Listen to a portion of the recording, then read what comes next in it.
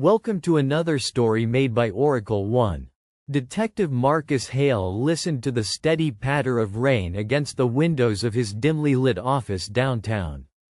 The night was thick and heavy, a perfect backdrop for the case that had gripped the city in panic for weeks.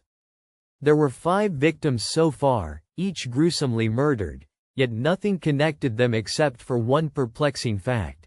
At every crime scene, the same fingerprint was found. Not just any fingerprint, but Marcus's own. It had started like any other investigation. A call came in shortly after midnight.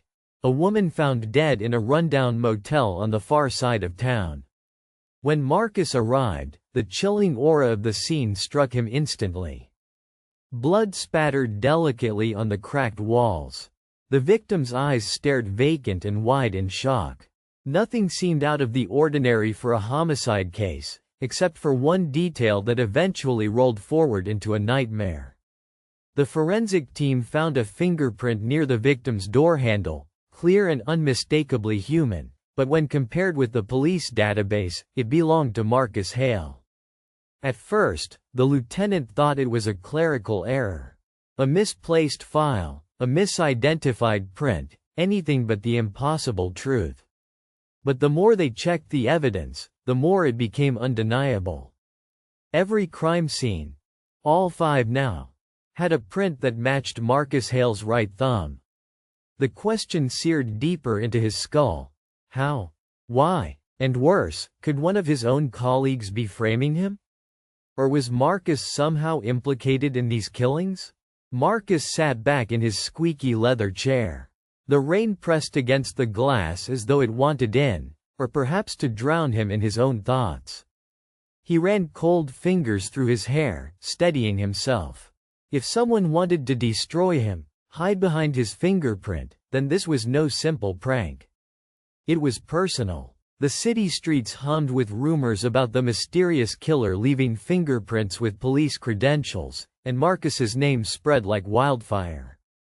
Tonight was his 3rd shift after being put on administrative leave pending the internal investigation. He couldn't rest. He couldn't afford to wait for the system to either pin him as a murderer or let him go free. He had to start his own investigation, digging deep within the shadows of the city he thought he knew. His first stop was the crime lab, a place he normally avoided when under suspicion. Labs tinged with forensic chill and the sterile hum of machines felt like cathedrals of unseen truth and damning evidence all at once. Emilia, the lead forensic analyst and his oldest friend within the department, met him with a wary expression. "Marcus," she cautioned, "this isn't good. The prints match 100%. It isn't contamination or intentional planting in the lab. They're genuine prints, from now or recently." "Someone had to get my prints freshly," Marcus muttered, "but why? And how? I've never even been near all these scenes." Emilia tapped at her keyboard. "I ran a trace on the prints. No anomalies except one thing. There is a faint chemical residue on the ridges, something not typical to the skin oils or sweat. It's almost like an adhesive." "Huh," Marcus said, pacing the room. "You're saying these prints could have been fabricated? Like, not actually from me touching these scenes but replicated somehow?"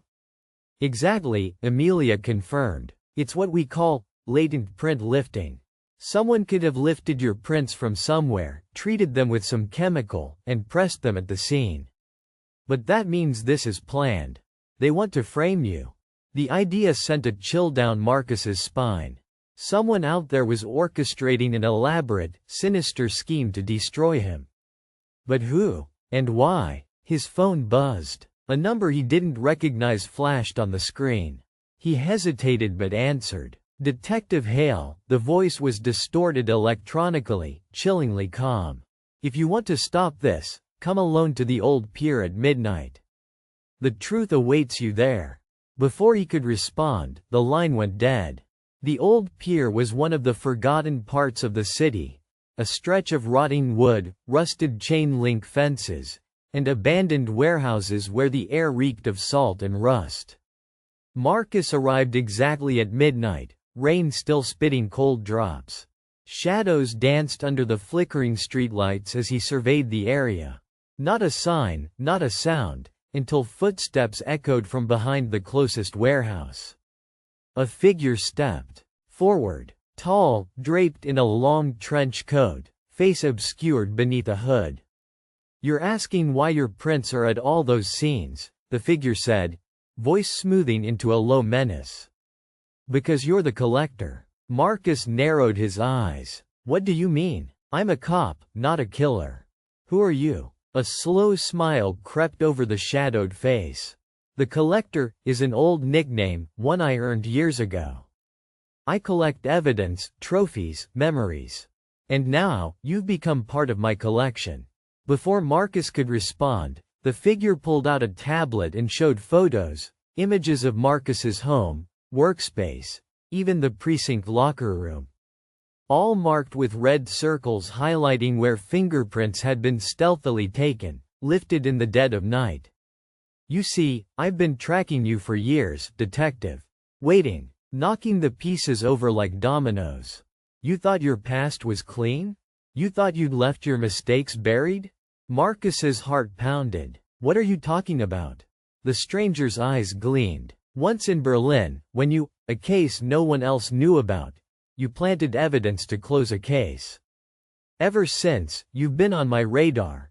A man who bends rules, who's not the hero you imagine. A man marked, just like these victims you swore to protect."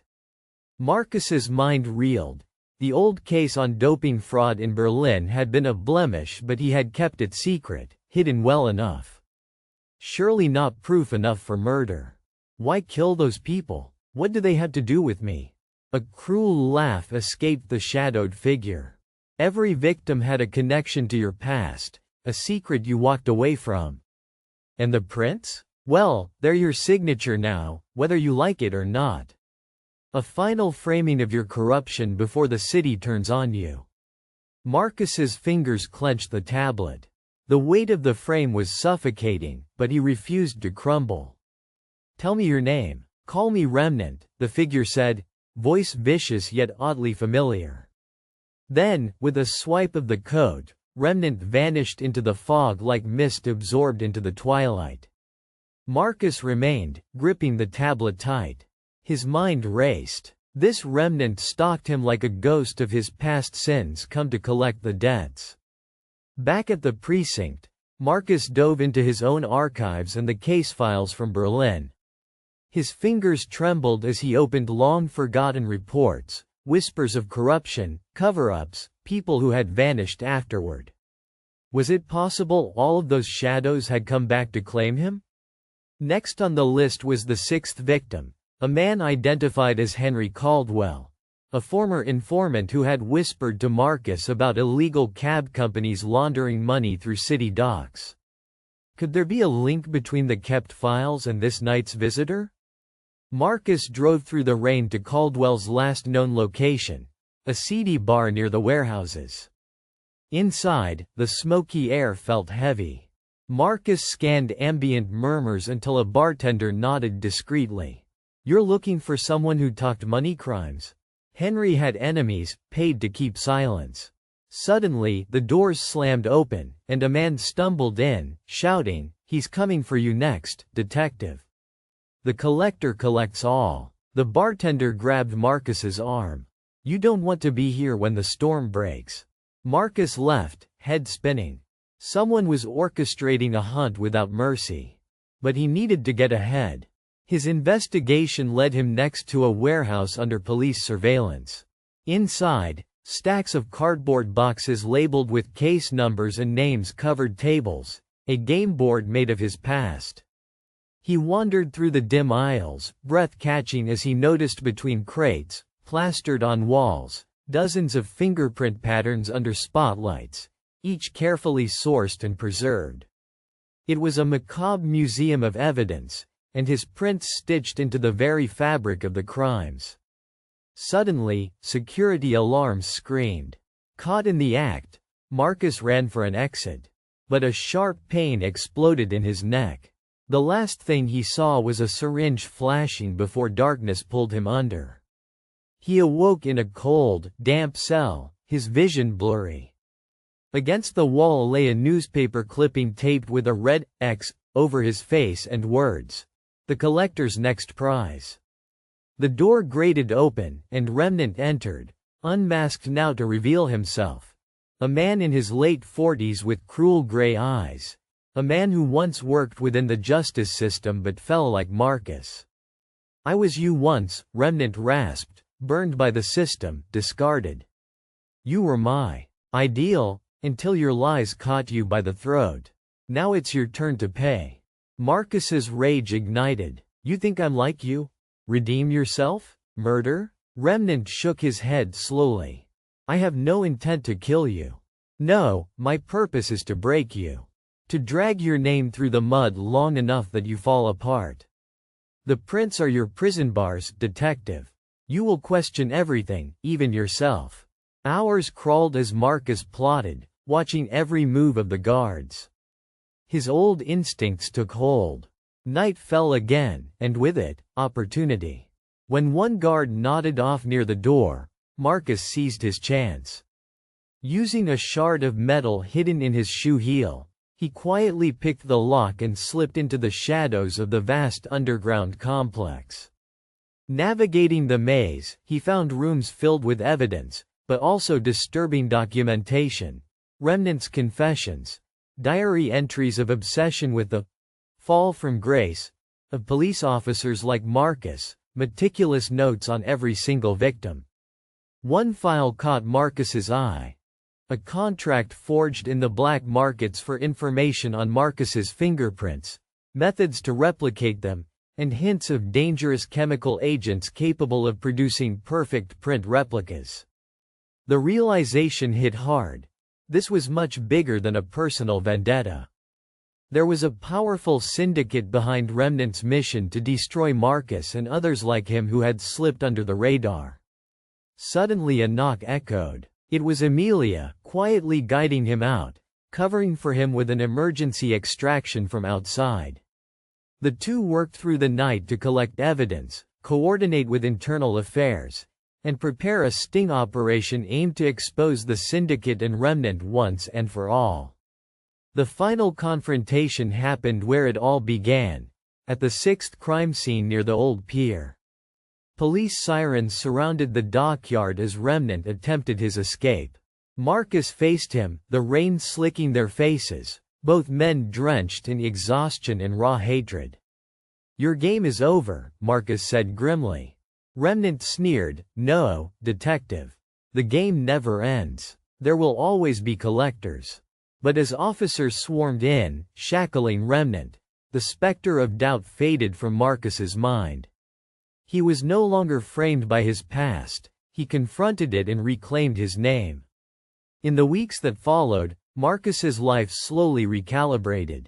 He returned to his duties with renewed purpose but with caution deeper than ever before. His prints were no longer symbols of guilt but badges of survival amid treachery. And somewhere in the city's darkest alleys, whispers murmured of the collector, a ghost both feared and hunted, whose shadow stretched long, but whose mask had finally been torn away. For more stories, like and subscribe.